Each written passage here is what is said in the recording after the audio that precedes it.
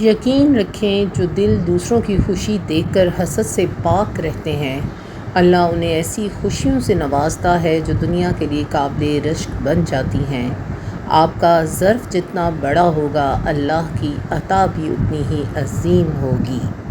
اصلاح کے 100 الفاظ سے زیادہ تجربے کی ایک ٹھوکر انسان کو مضبوط بنا دیتی ہے، کیونکہ کچھ باتیں سمجھانے پر نہیں بلکہ خود پر بیت جانے کے بعد ہی سمجھ میں آتی ہیں۔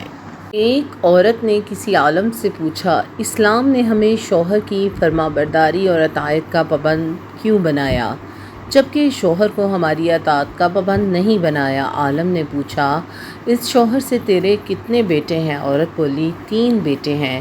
اس پر عالم نے جواب دیا، اللہ نے تجھے ایک مرد شوہر کی اطاعت کا حکم دیا اور 3 مردوں بیٹوں کو تیری اطاعت کا حکم دیا۔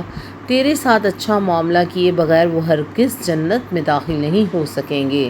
اب تو ہی بتا زیادہ پابند کون ہے؟ عورت بولی، بے شک اسلام جیسی نعمت پر اللہ کا شکر ادا کرتی ہوں۔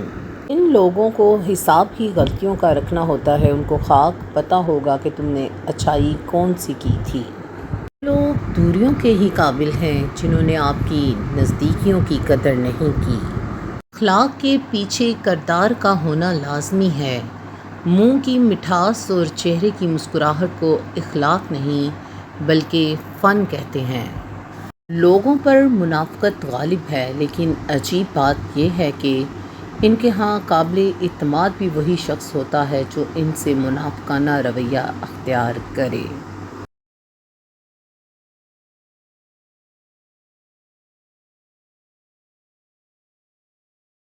جدوں پڑھاں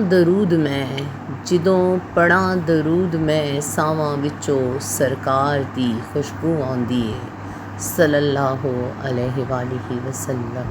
کاسا عمل کا خالی تھا ایسا کرم ہوا، کاسا عمل کا خالی تھا ایسا کرم ہوا، جنت میں لے گئی مجھے عادت درود کی صلی اللہ علیہ وآلہ وسلم۔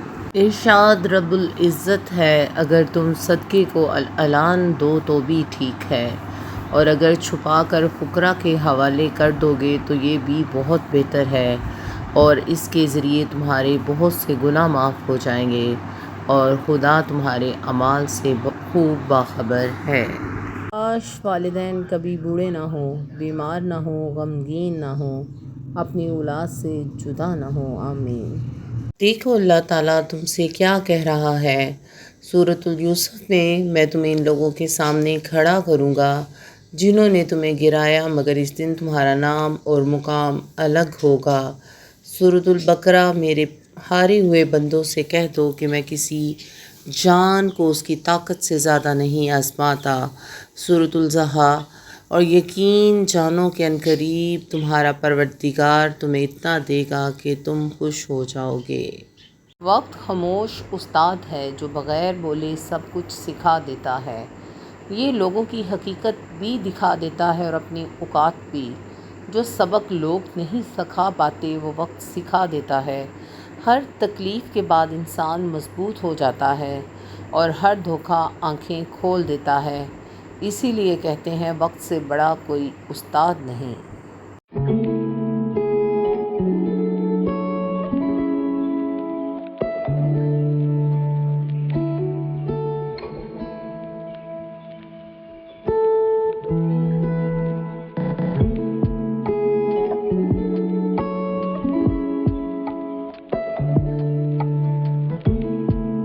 رزق عقل اور دانشوری سے ملتا تو جانور اور بیوقوف بھوکے مر جاتے۔ چیزیں وقتی ہوتی ہیں، ٹوٹ جاتی ہیں، بکھر جاتی ہیں، رویے دائمی ہوتے ہیں، صدیوں کے لیے اپنا اثر چھوڑ جاتے ہیں۔ جس کی جیسی سوچ وہ ویسی کہانی رکھتا ہے، جس کی جیسی سوچ وہ ویسی کہانی رکھتا ہے، کوئی پرندوں کے لیے بندوق تو کوئی پانی رکھتا ہے۔ حضرت ابو ذر رضی اللہ تعالیٰ عنہ فرماتے ہیں کہ نبی کریم صلی اللہ علیہ وآلہ وسلم نے مجھے الٹا لیٹا ہوا پایا تو پاؤں سے ہلا کر فرمایا، انما ھذہ ضجعۃ اہل النار، یہ انداز جہنمیوں کا ہے۔ امیر المومنین علی علیہ السلام نے فرمایا، رزق صحافت میں پوشیدہ ہے لیکن لوگ اسے محنت میں تلاش کرتے ہیں۔ عمر کے ہر حصے میں ایک آدھ محرومی ساتھ چلتی ہے جو ہمیں اس بات کا احساس دلاتی ہے کہ یہ دنیا ہے، جنت نہیں۔ انس بن مالک رضی اللہ تعالیٰ عنہ کہتے ہیں، نبی اکرم صلی اللہ علیہ وآلہ وسلم کو جب کوئی کام سخت تکلیف اور پریشانی میں ڈال دیتا تو آپ یہ دعا پڑھتے، یا حیو یا قیوم برحمتک استغیث، اے زندہ اور ہمیشہ رہنے والے، تیری رحمت کے وسیلے سے تیری میں مدد چاہتا ہوں۔ رسول اللہ صلی اللہ علیہ وآلہ وسلم نے فرمایا، صبح کو تم میں سے ہر ایک شخص کے ہر جوڑ پر ایک صدقہ ہوتا ہے، بس ہر ایک تسبیح ایک دفعہ سبحان اللہ کہنا صدقہ ہے، اور ایک دفعہ الحمدللہ کہنا صدقہ ہے، اور ایک دفعہ لا الہ الا اللہ کہنا صدقہ ہے، اور ایک دفعہ اللہ اکبر کہنا بھی صدقہ ہے، اور کسی کو نیکی کی تلقین کرنا صدقہ ہے، اور کسی کو برائی سے روکنا بھی صدقہ ہے، اور ان تمام امور کی جگہ 2 رکعت جو انسان چاش کے وقت پڑھتا ہے کفایت کرتی ہیں۔